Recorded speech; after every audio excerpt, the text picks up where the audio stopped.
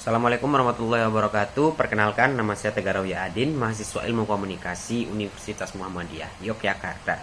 Peserta mata kuliah Teori Komunikasi tahun 2022. Pada video kali ini saya akan menjelaskan tentang analisis teori semiotika, teori naratif, dan teori Frankfurt School.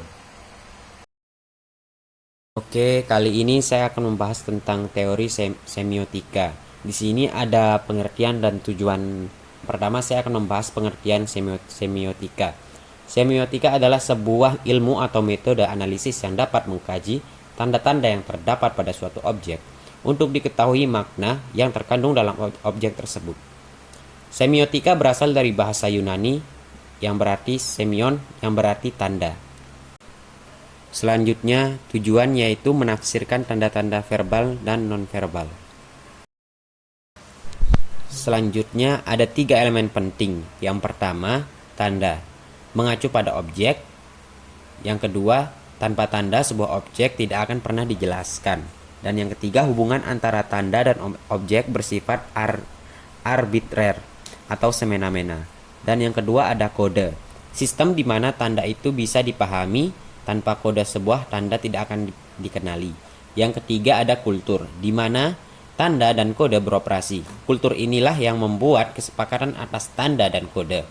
Tanpa kesepakatan, sebuah tanda tidak akan berfungsi.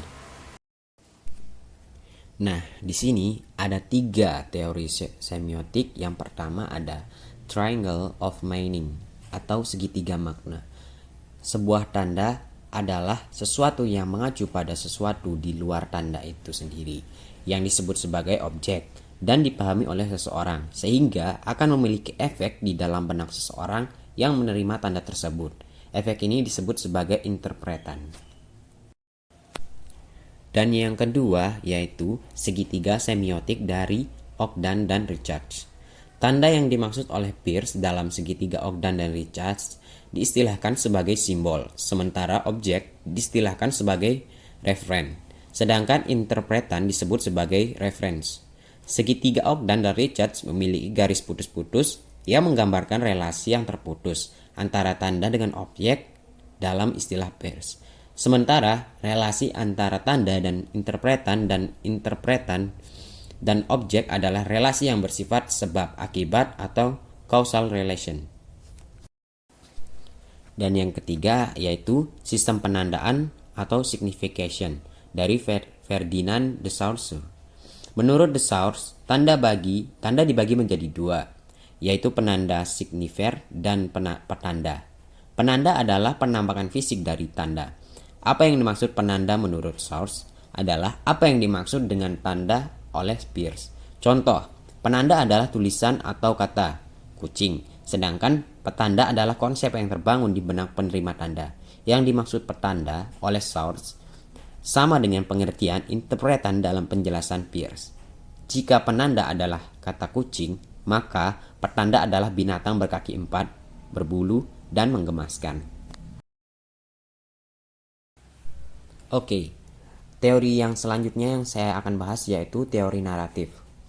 Naratif adalah hal penting dalam komunikasi manusia sebagai cara untuk menjelaskan dunia. Itu yang pertama. Dan penjelasan yang kedua yaitu naratif terkait dengan bagaimana orang-orang membangun realitas dengan bercerita atau storytelling. Oke, di sini ada konsep dasar teori naratif menurut Fisher, yaitu esensi manusia pada dasarnya bercerita. Manusia seorang pencerita, manusia menjalani hidup dalam bentuk naratif. Narasi adalah hal penting dalam komunikasi manusia, yaitu sebagai cara untuk menjelaskan. Narasi atau cerita bukan sekedar menceritakan dunia, namun juga menciptakan dunia. Nah, di sini ada metode penelitian naratif.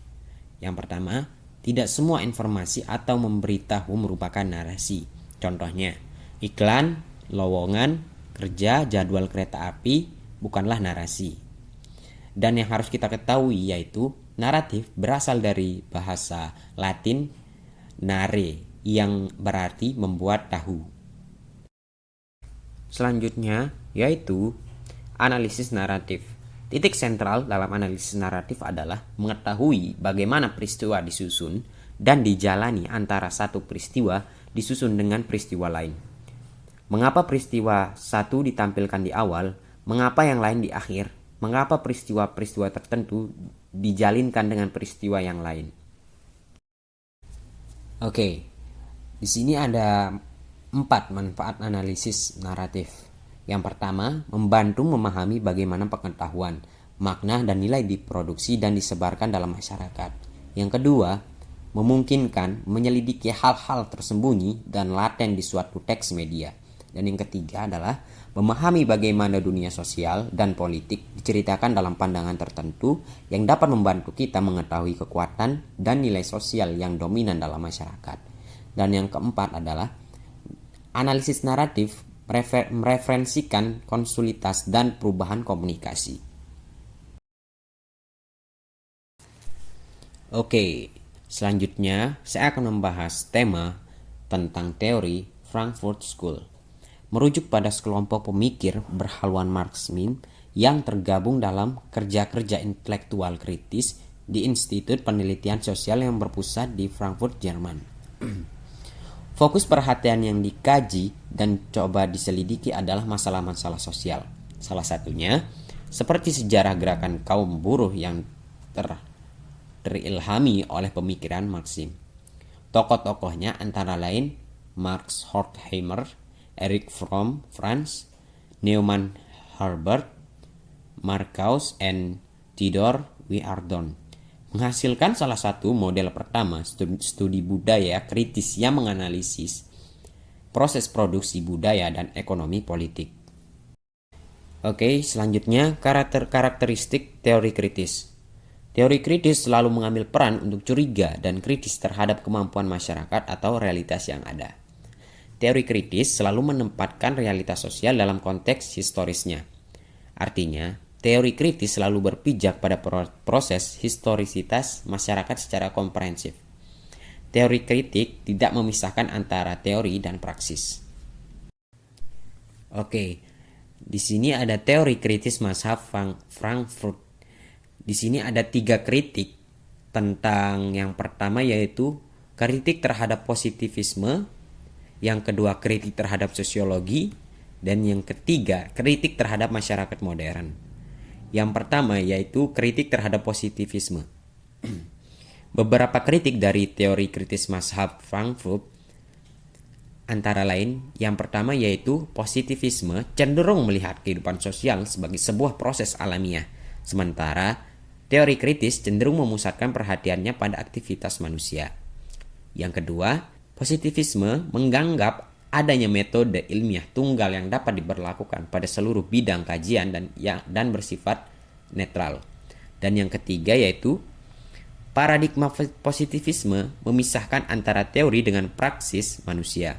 Hal ini disebabkan positivisme bersifat netral terhadap objeknya. Dan yang kritik kedua yaitu kritik terhadap sosiologi.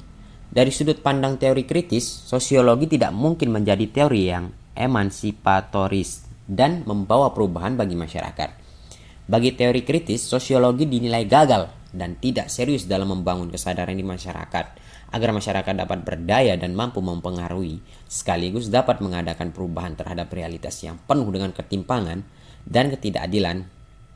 Selain itu, kecenderungan sosiologi untuk membahas sebuah fenomena dari sudut makro atau masyarakat dinilai telah mengesampingkan posisi individu dalam dunia sosial. Dan yang terakhir yaitu kritik terhadap masyarakat modern.